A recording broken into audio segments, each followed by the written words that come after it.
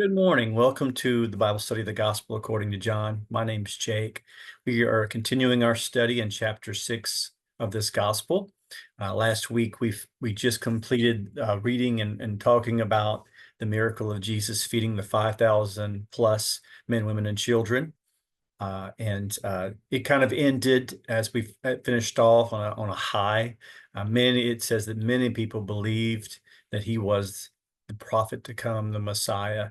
Um, and Jesus, knowing this, knowing their actual motives and the reason for their belief, uh, it prompted him to, after he'd fed them and their bellies were filled and they wanted to make him Messiah by force. They wanted to gather him and his disciples together and present him to the government, which is the kingdom of Judah, the puppet kingdom, and the Roman government, to reveal them to them as Jesus revealing himself as Messiah, come to be the ruler of the world. And on the surface, this might seem good.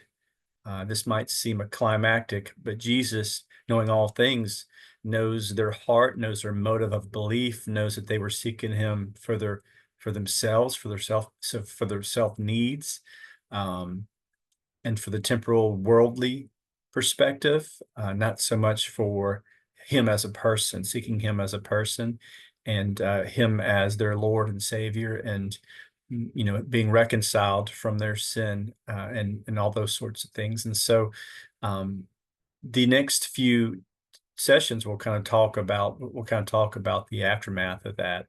First, in between, or in this session, we're going to talk about Jesus walking on the water, which is another notable miracle that is recorded in the Gospels. It's recorded in John, Matthew, and Mark.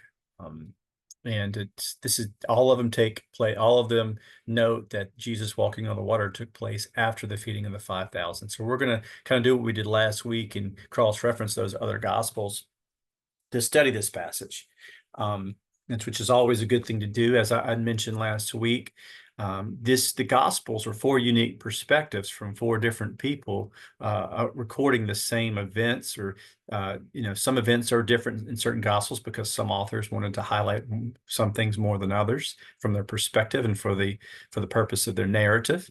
These are complementary. They're not contradictory.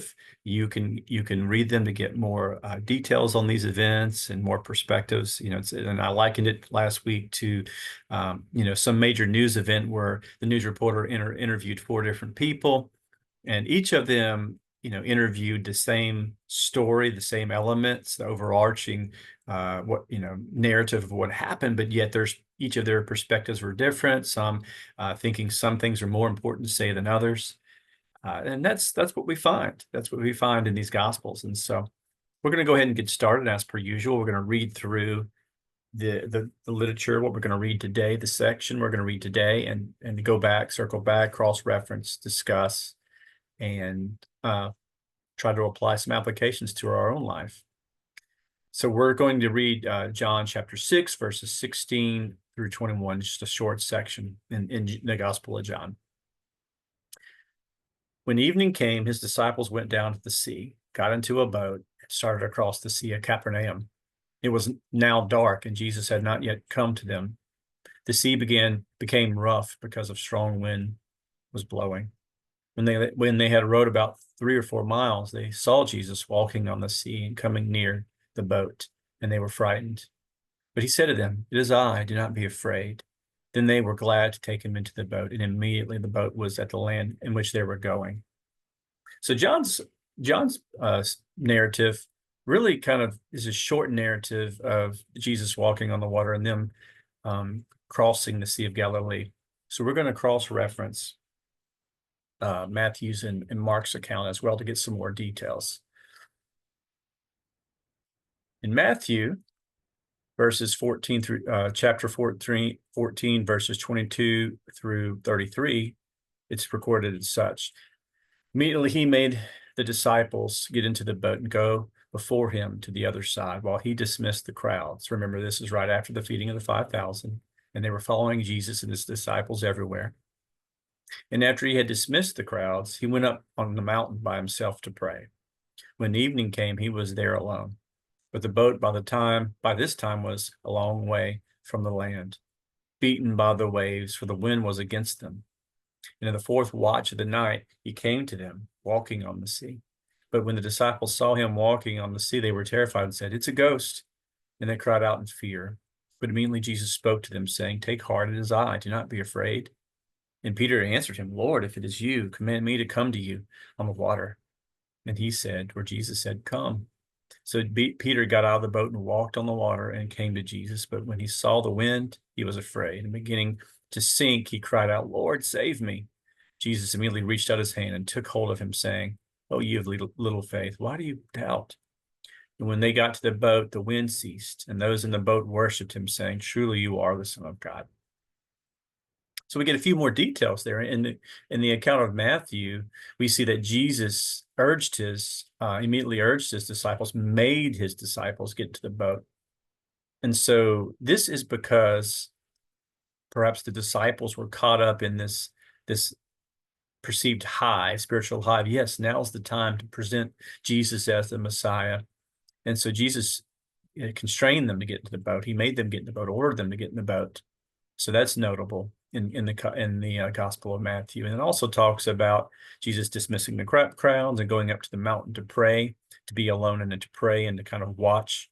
And it does talk about the storm coming in and battling them against the boat, causing them to battle against it. And then it also notes in the fourth watch of the night. So it gives you a time period when Jesus came to them. So the fourth watch of the night is 3 a.m. So the first watch is 6 to 9. Second watch is 9 to 12. Third watch is 12 to 3. Fourth watch is 3 to 6. So they had been rowing all night, battling the storm. So that's an additional notable context, that it wasn't just a series of quick events there. This was a terrifying, hard battle on a boat in the Sea of Galilee to try to cross it in the middle of a storm.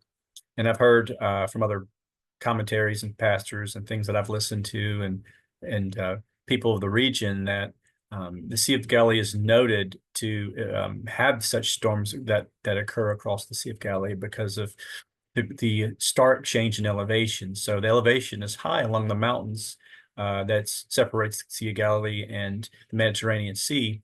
So the cool air, blows from the Mediterranean Sea, blows into the mountains. And of course, the elevation keeps it cool. And then as it blows over and it goes down and, below sea level, which is the whole Jordan Valley Rift and the Sea of Galilee is several hundred feet to 1,000 feet below sea level. You have this cool air mixing with hot air, causing some significant storms on the Sea of Galilee, and that can occur really quickly and turn a calm, placid lake into a tumultuous, wavy, angry body of water. And so that's what happened to the disciples. Now, and so Jesus did urge them and beckon them into the boat to cross. So Jesus, fully aware, knew what was coming for his disciples.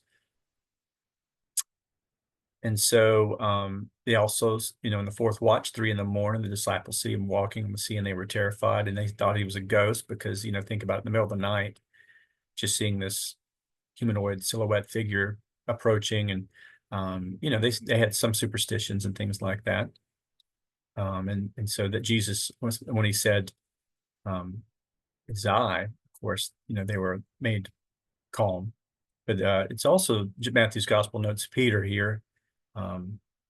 "Lord, if it is you, command me to come to you on the water." And Jesus said, "Come." And so we see in this particular section the miraculous things that faith in the Lord and being close to the Lord can do, to the point of suspending the natural and allowing Peter himself to walk on the water.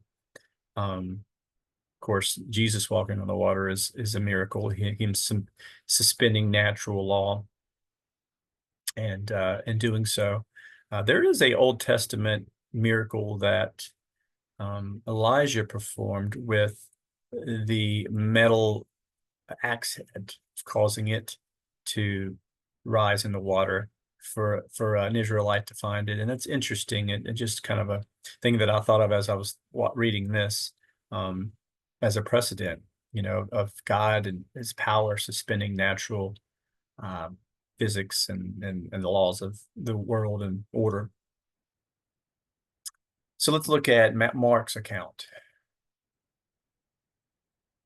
Mark's account says in Mark chapter 6, 45 through 52, immediately he made his disciples get into the boat. So immediately there again, he made the disciples. So he's constraining them or, forcing them to get in the boat to go before him to the other side, to Bethsaida, while he dismissed the crowd. And after he had taken leave of them, he went up to a mountain to pray. And when evening came, the boat was out on the sea, and he was alone on the land. And he saw that they were making headway painfully, for the wind was against them. And about the fourth watch of the night he came to them, walking on the sea. He meant to pass by them, but when they saw him walking on the sea, they thought it was a ghost, and he cried out, cried out, for they all saw him and were terrified. But immediately he spoke to them and said, "Take heart, it is I, do not be afraid." And he got into the boat with them, and the wind ceased, and they were utterly astounded, for they did not understand about the loaves, but their hearts were hardened. So in Mark's gospel, we see a little bit of a reason why the struggle is occurring, why they're being tested, and why they're going through this, why Jesus allowed them to go through this. And so on the very end, it says, and they were utterly astounded, for they did not understand about the loaves, and their hearts were hardened. They allowed their hearts to get hardened because of the motives. They kind of got caught up in the wrong motive of making the Lord Messiah. Because of the world they were, then the mindset was, set the kingdom now, and so that we can, so the Messiah rules now. Again, still not understanding that we serve the person, we serve him personally, not so much what he can do for us. Although he, not only because of what he can do for us, but because he's worthy and because he's the Son of God Most High. And so that's something we can certainly draw to. And I've spoken about this a few times, is our motives. Why do we seek the Lord? What is our motives? Are we treating him like a genie or a vending machine of us crying out to him only when we need him? Are we seeking him because he's God, because he's worthy, and he's everything?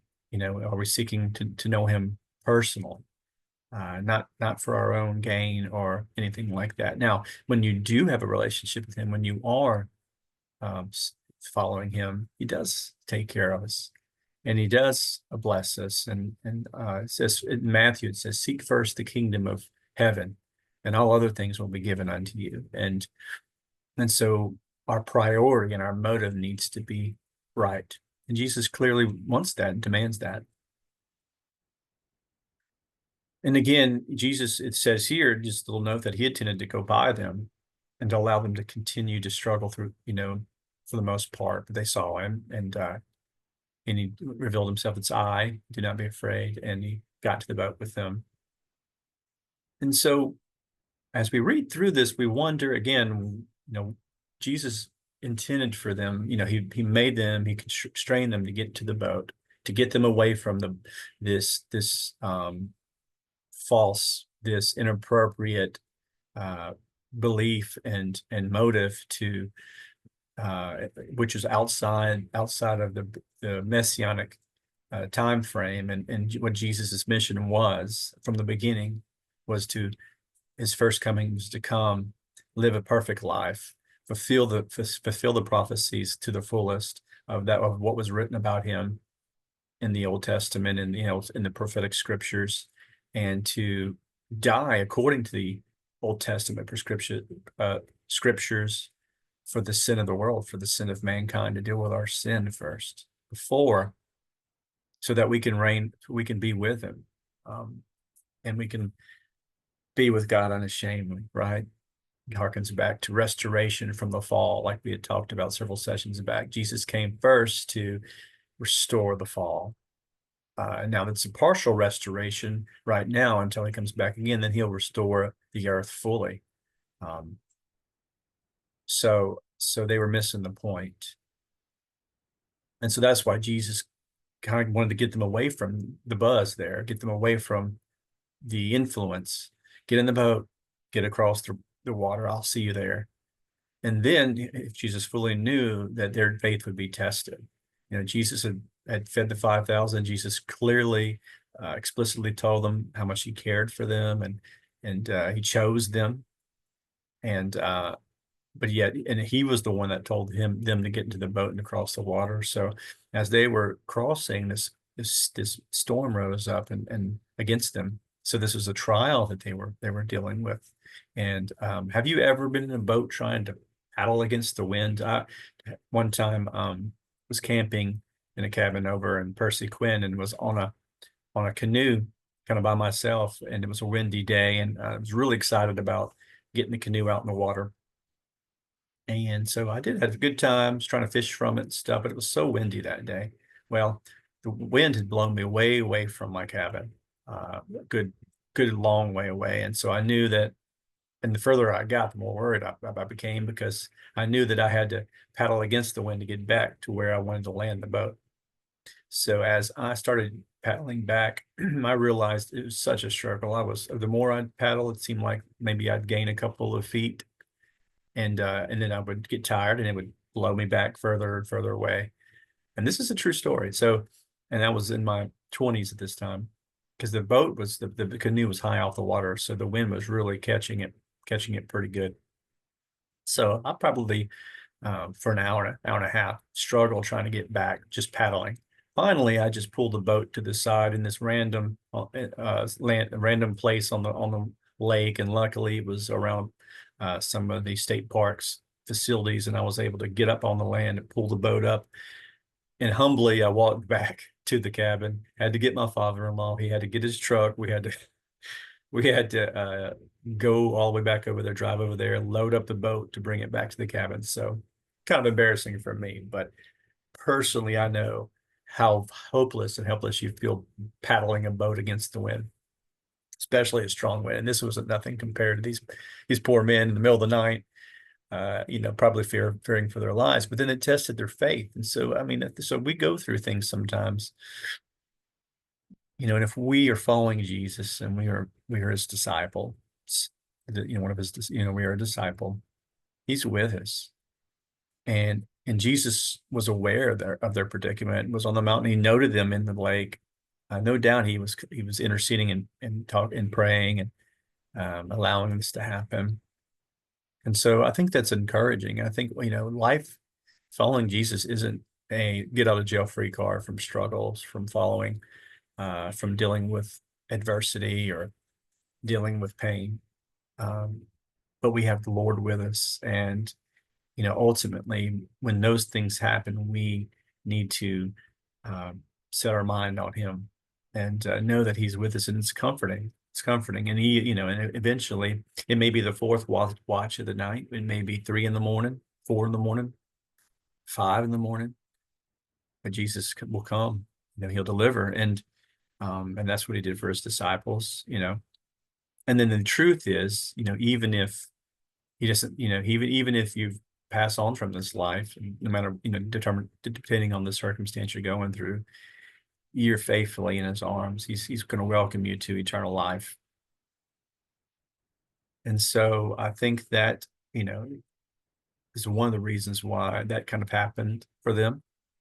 And so, and even then they were still marveled, and they still didn't fully understand who the Christ was. I mean, he fed the 5,000, he had healed the paralytic man, he had turned the water to wine, numerous healings. But they still were quite not on the right track. And I think that just leads to the authenticity of these scriptures, of the Bible, of the New Testament, because if you had the heroes of the story, do you think they'd be bungling it up that much? But it just shows they wouldn't. Not in ancient heroic literature or ancient literature. So this kind of is a evidence to the authenticity of the scriptures, that these folks writing that clearly admit some of their shortcomings and their failures. They don't neglect to put that in. Well, and next week we're going to be talking about Jesus talking with the crowds, because they're still seeking him, and they're seeking him because he had met their physical need, and they can see that he can do things for them. And so Jesus will give them truths, and we'll see how that turns out. But Jesus clearly, again, doesn't want us to seek him strictly for or with the motive of how can you serve me? How can you help me? There's more to it. Jesus is a person. He's the Lord. He's our master. He's the creator. Now you have to give him allegiance. We still have a free will, but he doesn't need, or does he deserve, people following him and having him, do their beckoning wish, though he wants to take care of us, and he loves us, and he will take care of us. But there's a motive issue, and I just want anybody listening to clearly see that. I hope everybody has a great week, and I thank you for listening. And we will finish up chapter 6 and soon, and Jesus giving one of his famous I am statements: I am the bread of life. Before we end, I wanted to show you a couple Old Testament references that I'd found as I was reading through this. In Proverbs chapter 20, there is a oracle from the augur, which may be a persona of Solomon, but it says here, and it's a prophecy. It's Proverbs, so it's wisdom literature. But in this, you can read insight to messianic foreshadowing, if anything. It says here, who has ascended to heaven and come down? Who has gathered the wind in the hollow of his hand? Who has wrapped water in his garment? Who has established all the ends of the earth? What is his name, and what is the name of his child? So this is obviously the attributes of God. And we just read Jesus walking on the water, so controlling the element of water and the wind. The winds died down immediately. They were at the shore. Jesus controls the elements of nature. But look, it says here, what is his name and what is the name of his child? So these are attributes to God, and it notes that God has a child. Surely it's pretty awesome. Another one, it says, it's in Job chapter 9. Job is a Old Testament book that it's wisdom literature, and it chronicles the suffering and struggling of a righteous man. Who does that sound like? But anyway, and so there's definitely foreshadowing and tying to the Christ. But in this, it says here, he is the one who moves mountains, and they do not know how. Whoever turns them in his anger. He is the one who shakes the earth from its place, and its pillars tremble. He is the one who commands the sun, and it does not rise, and he seals up the stars. He is the one alone stretches out the heavens, who tramples the waves of the sea. So again, attributes of God on top, having this waves of the sea obey him, having command over the sea. So that is our God. That is the Lord Christ. He is God in human form, come in human form to save his people. He's our Savior. So I hope you meditate on these scriptures and pray to him, and hope this is beneficial to y'all. Y'all have a wonderful week. Thank you so much. Take care.